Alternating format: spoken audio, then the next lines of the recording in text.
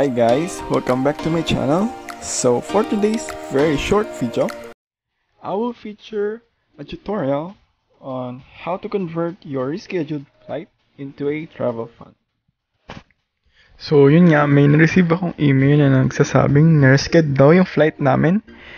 And since yung suggested flight nila na panibago is not good with my schedule, I decided to postpone my vacation and instead convert my ticket into a travel fund so that I can use it on a later date. So here are the steps guys on how to convert your scheduled flight into a travel fund. Click nyo lang yung travel fund button na nasa email nyo. Tapos ida-direct na niya kayo sa website ng Cebu Pacific.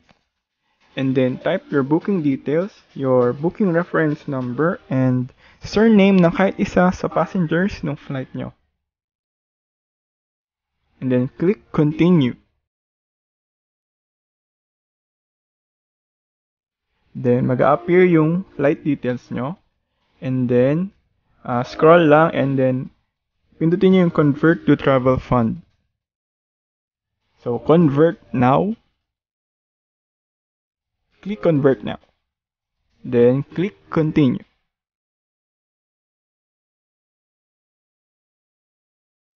So yan guys.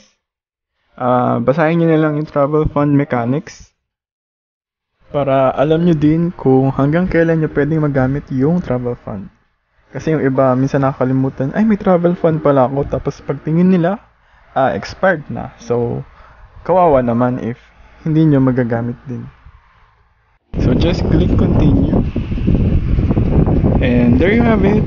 Na-convert na to travel fund ang rescheduled flight nyo. Congratulations! So that's all for today guys.